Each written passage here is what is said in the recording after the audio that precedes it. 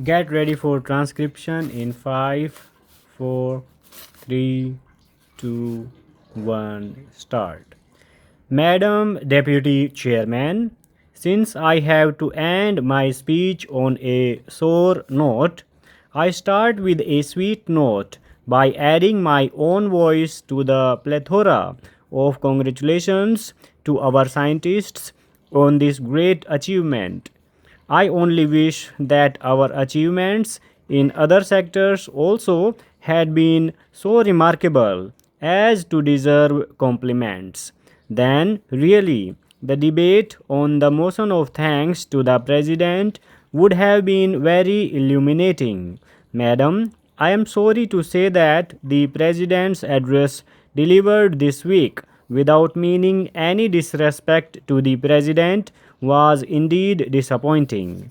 It was so dull and routine that the ministers who attended the function, including the Prime Minister, dozed off during most of the speech.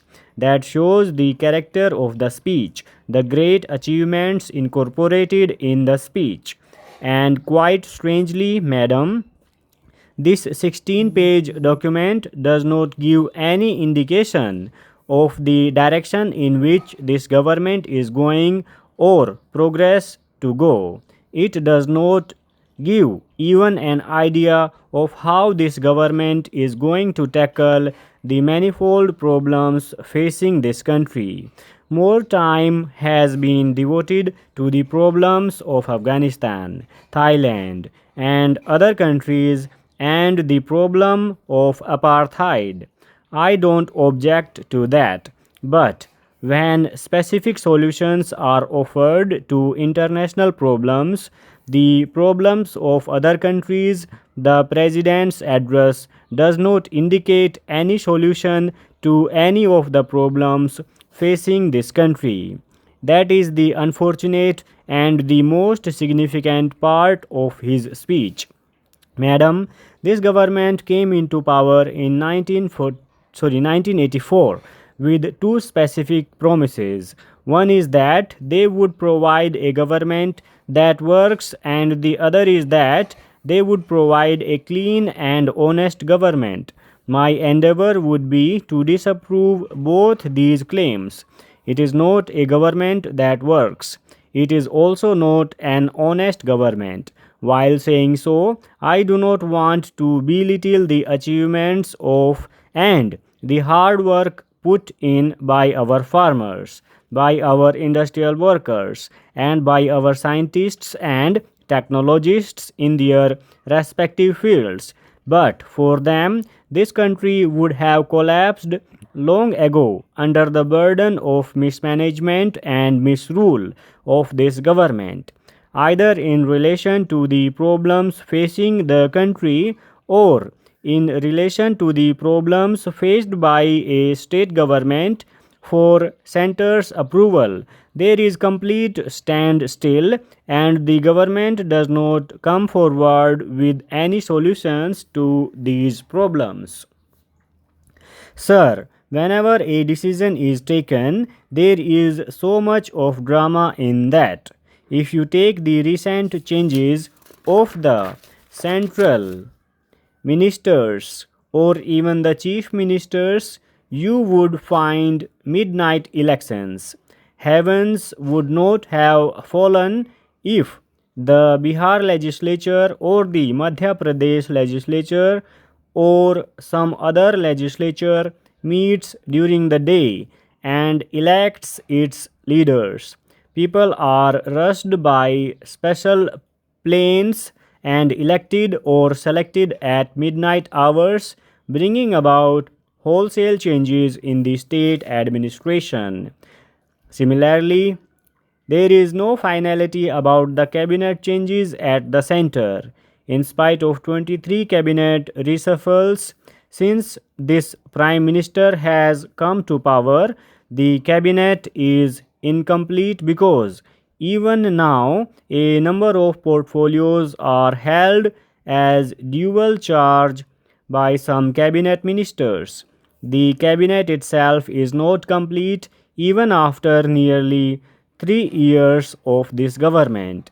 That itself shows the indecision of the government and the leadership here. If you come to the specific problems, this government had earned some euphoria because of certain accords not signed in the beginning of its tenure. There was the Punjab Accord, the Assam Accord, and what not. But what is the position of these accords today? The Punjab Accord is in shambles. The Punjab problem is more acute today than what it was when this government took charge. There is more extremism, more violence. In spite of the dismissal of Punjab government for alleged inapt handling of the law and order situation and consequent imposition of president's rule, the situation has not improved.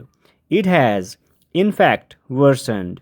Who should be dismissed now for this worsening situation? Now, there are rumors that even the Director General of Police and the Governor also want to quit. That is the stage to which the Punjab problem has been brought. On the Assam Accord, nothing has been done. The foreigners' problem has not been solved. A big contingent, including the Assam Home Minister, came here the other day, held a dharna at the boat club, and got arrested. And that is the stage of the Assam Accord, and new problems have been added. In West Bengal, there is the Gorkhaland demand. By giving encouragement to a secessionist demand, another problem has been created. Another state was sought to be created in West Bengal. I find that all these problems are arising, or solutions are evading the problems, because the top leadership today lacks not only the maturity to handle these problems but also the political advice, which is very essential for a solution of the problems. The Prime Minister is surrounded by a coterie of problems who have no political background. Mr. Deputy Speaker, Sir, I express my gratitude to the honorable members for expressing their views regarding the demands for grants for the year 1989-90 for the Ministry of Agriculture. It is a matter of gratification that most of the honorable members have appreciated and have expressed their satisfaction regarding the working, the achievements, and future planning of the Ministry of Agriculture. In the budget for 1988-89, the plan outlay for 1988-89 had been fixed at rupees 700 crores, whereas for this year it has been raised to rupees 800 crores, which is definitely more than the amount of the previous year. In this connection, the honorable members have made a mention of a number of schemes. They have demanded special programs to be introduced in their respective areas. Provisions have been made in this budget. This budget provides for assistance for land reforms, for the distribution of fertilizers, assistance to farmers, or for increasing oilseeds production. I want to draw the attention of the esteemed House to certain points which have not been discussed so far. Last year, the Honorable Prime Minister introduced a special food grain program in the year 1988-89 for increasing agricultural productivity. Full stop.